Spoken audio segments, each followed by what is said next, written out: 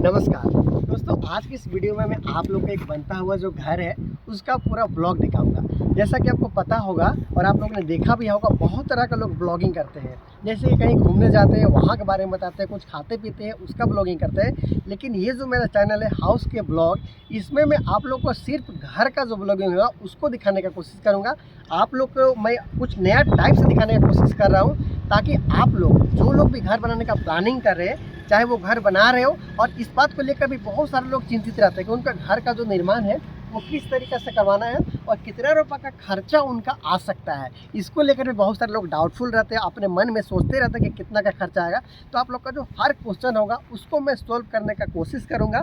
और बिल्कुल साइड से, जैसे कि यहाँ पे भी देख पा रहे हो, इस बनता हुआ घर है, इसे सिर्फ 30 फीट बाई 25 फीट में बनाया जा रहा है। अगर स्क्वायर फीट की बात किया जाए तो 750 स्क्वायर फीट में इसे बनाया जा रहा है। तो कैसे काम आपको यहाँ पे किया जा रहा है, आपको किस तरीके से काम करवाना है, कहाँ पे गलत काम किया जा रहा है, वो सारा जानकारी आपको वीडियो में देने का कोशिश करूँगा। चलिए शुरू करते हैं, ज़्यादा लेट नहीं करते। उससे पहले एक छोटा सा रिक्वेस्ट है कि अगर आप निराला कंस्ट्रक्शन या फिर ये जो मेरा नया चैनल है हाउस के ब्लॉग, इसका वीडियो आपको पसंद आएगा तो आप चैनल को सब्सक्राइब ज़रूर करें। चलिए पार्ट वाइज देखते हैं। साइज मैंने बताया आपको कि इसे 30 फीट बाई 25 फीट में बनाया जा रहा है। ये आप देख सकते हो। इसका जो काम है ये आप देख सकते हो, जो घर का फर्श का लेवल होता है जिसे हम लोग कुर्सी लेवल में बोलते हैं, और कुछ लोग इसे प्लिंथ बीम का जो लेवल है प्लिंथ लेवल में बोलते हैं। इसका हाइट क्या है इसके बारे में भी हम लोग जानेंगे। अगर इसका जो हाइट है, जो प्लिंथ हाइट है, अगर इसका ऊंचाई है वो कम कर देते हो, खर्चा आपका कम आएगा। ऊंचाई ज़्यादा करते हो, खर्चा आपका ज़्यादा आता है, क्योंकि इसमें अच्छा खासा मटेरियल वो आपको लगता है। लेकिन इसको कैसे आप डिसाइड कैसे करोगे? आप सभी लोग चाहेंगे कि उनका घर है वो कम पैसा में बन जाए, हाइट कम करके बनाएंगे, लेकिन आपको रोड भी देखना है। जैसे कि देखिए, जो भी आपका जहाँ पे आप घर बना रहे हो, अगल बगल से जो रोड गया हुआ है वहाँ से आपको कम से कम कोशिश करना है 2.5 से 3 फीट का ऊंचाई पे आपका घर का फर्श का लेवल को रखने के लिए। जैसे कि वहाँ पे आप देख पा रहे हो, ये जो रोड है वो गया हुआ है, ये बाइक जगह देख पा रहे हो इस तरीके से, ये ट्रैक्टर वगैरह जा रहा है। तो वहाँ से यहाँ पे 2.5 फीट के आसपास में ऊंचाई यहाँ पे रखा गया है। तो वहाँ पे आपको रोड से 2.5 से 3 फीट के आसपास में ऊंचाई रखना है। अगर पीछे का आप देख पा रहे हो, जो यहाँ पे ब्रिक जो आपका जो इसका लेवल है, जो घर का जो अगर का जमीन है उसका लेवल है, ग्राउंड लेवल, अगर वहाँ से बात किया जाए तो ये देखिए, नाप से दिखा देता हूँ फीट से,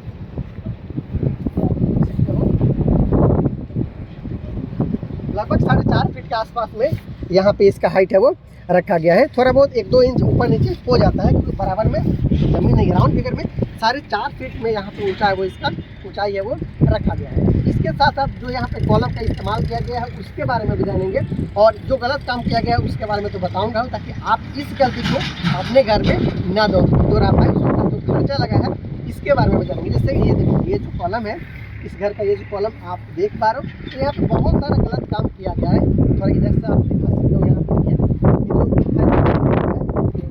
एक हनीकॉम्ब वगैरह आ चुका है, ये देख सकते हो।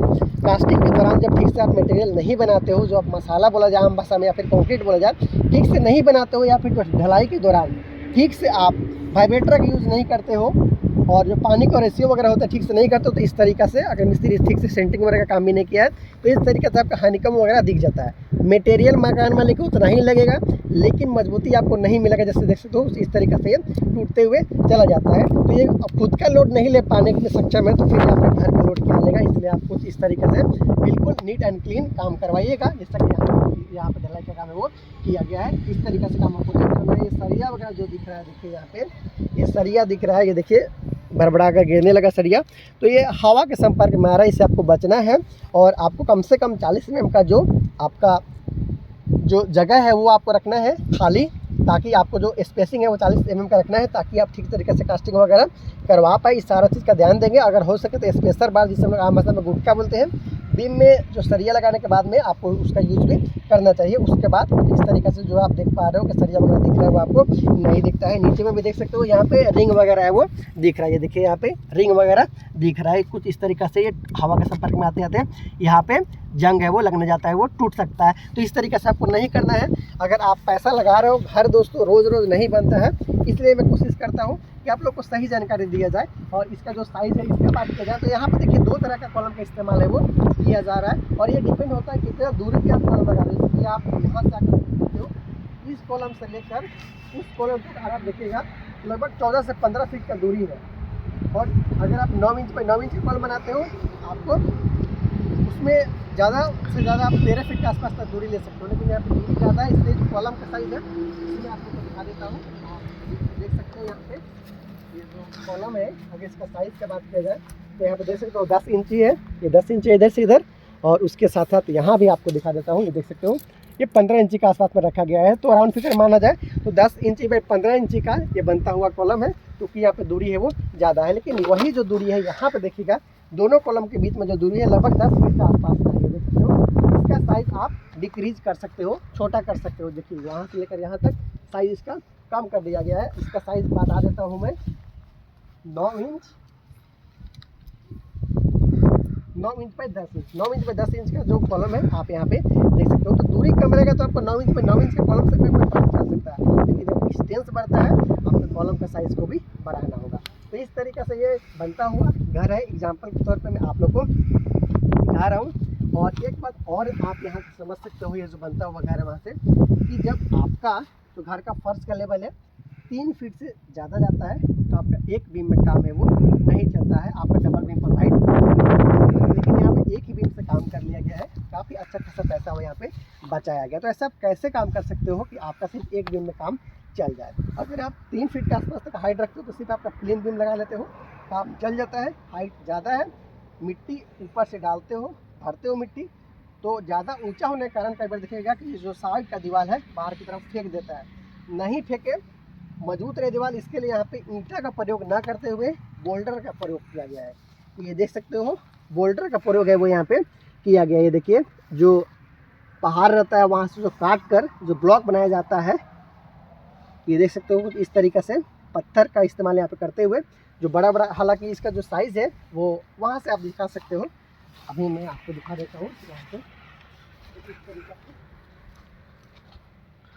जो पत्थर है, इस तरीके से पत्थर का इस्तेमाल करते हुए इसका काम है वो किया जा रहा है। काफ़ी भारी है और ईंट के मुकाबले जो इसका साइज़ है वो भी लगभग 1.5 से 2 गुना तक आप है, इजीली आप देख सकते हो। तो इस तरीके से जब आप काम कराते हो तो ये काफ़ी मजबूत रहता है, और इसका जो चलने का जो क्षमता है, जो लोड लेने का क्षमता है ईंट के मुकाबले कहीं ज़्यादा है। इसलिए कुछ इस तरीके से आपका डबल बीम का जो पैसा है वो आप बता सकते हो। एक बीम आपका जो यहाँ पे है उसका पैसा बचा सकते हो। अगर आप इसके जगह पे ब्रिक वर्क करते हो तो आपको डबल बीम प्रोवाइड करना होगा। एक तो सपोर्टिव बीम देना होगा या फिर ग्राउंड बीम देना होगा, उसके साथ प्लेन बीम तो आपको देना ही देना है। इसलिए इस तरीके से ये ब्रिक वर्क है उसका काम करवाते हुए जो इसका ऊंचाई ज़्यादा है उससे आप बच सकते हो, अपना पैसा आप बचा सकते हो। तो इस तरीके से यहाँ पे आप काम है वो देख पा रहे हो। लगभग 30 फीट बाई 25 फीट में बना हुआ ये घर है। अगर आप इसमें चाहो तो 3 बेडरूम के साथ में एक छोटा सा हॉल के साथ साथ उसी हॉल में डाइनिंग एरिया, उसके साथ किचन और टॉयलेट बाथरूम के साथ में सीढ़ी आप बना सकते हो। कुछ यहाँ पे जगह है वो सामने की तरफ छोड़ा गया है, आसानी के साथ आप देख सकते हो। तो इस तरीके से ये जो बनता हुआ घर है इसका काम आप देख पा रहे हो यहाँ पे किया जा रहा है। और इतना अगर आप काम करवाते हो ईंट की जगह पे इस तरीके से जो ब्रिकवर्क है उसको करवाते हो, एक बीम का पैसा बचाते हो, इस तरीके से काम करते हो। लिंटल का जो लेवल है, ये देखिए लिंटल का जो लेवल है वहाँ तक कॉलम का जो कास्टिंग है वो किया गया है। ऐसा अगर आप काम कराते हो तो लगभग 2,90,000 के आसपास तक में आपका खर्चा है वो हो जाएगा। क्योंकि ये जो ईंट देख पा रहे हो, ये जो ईंट है इसका कीमत लाल ईंट से कम है। ये दोस्तों लाल ईंट 7 से 8 रुपये जनरली मिलता है, लेकिन ये जो ईंट है 4 से 5 रुपये के आसपास में आपको मिल जाएगा। प्लस एक जो नीचे वाला बीम है उसका भी पैसा बचाया गया है, क्योंकि यहाँ पे हाइट ज़्यादा है। अगर ज़्यादा हाइट है तो आप इस तरीके का ईंट का प्रयोग है वो कर सकते हो। जो स्टोन और जो वर्क आप देख पा रहे हो इस तरीके से काम आप करवा सकते हो। मिट्टी वगैरह ऑलमोस्ट कंप्लीट है, थोड़ा बहुत और मिट्टी डालने के बाद में घर का फर्श वगैरह बनाने का काम है वो किया जाएगा। जैसे जैसे काम आगे बढ़ेगा वैसे वैसे मैं आप लोग के लिए वीडियो लाऊंगा, दिखाऊंगा कि कैसे इस घर को कंप्लीट किया गया, कैसे आप पैसा बचा सकते हो। आने वाले दिन में हर तरह का वीडियो आपको इस चैनल पर देखने को मिलता रहेगा। और ये नया तरह का ब्लॉगिंग मैं आप लोगों के लिए शुरू कर रहा हूँ ताकि आप लोग को किसी तरह का दिक्कत का सामना नहीं करना पड़े। इसलिए मैं चाहूँगा कि जैसे आप यहाँ वहाँ का ब्लॉगिंग देखते हो, फूड ब्लॉगिंग देखते हो, उसी तरीके से आप बनने वाला घर है अगर प्लानिंग कर रहे हो उसके बारे में भी जानिए, देखिए, बनता हुआ ज़्यादा से ज़्यादा घर देखिएगा। आप अपने बनने वाले घर के लिए उतना आइडिया लीजिएगा। इसलिए ज़्यादा से ज़्यादा वीडियो देखिए। इस वीडियो को भी अपने जानने पहचाने जो आपके लोग हैं जो घर बनाने का प्लानिंग कर रहे हैं उन तक आप शेयर कर सकते हो। और इस तरीके का वीडियो देखने के लिए सब्सक्राइब ज़रूर कीजिए। आपका सब्सक्राइब और जो लाइक होता है उसके चलते आप लोग के प्रति जो मेरा प्यार है वो और ज़्यादा बढ़ जाता है और मैं कोशिश करता हूँ आप लोग के लिए एक से बढ़कर एक वीडियो लाने के लिए। तो सब्सक्राइब आप ज़रूर कर लीजिए। बहुत जल्द मिलते हैं अगले वीडियो में। Thank you so much.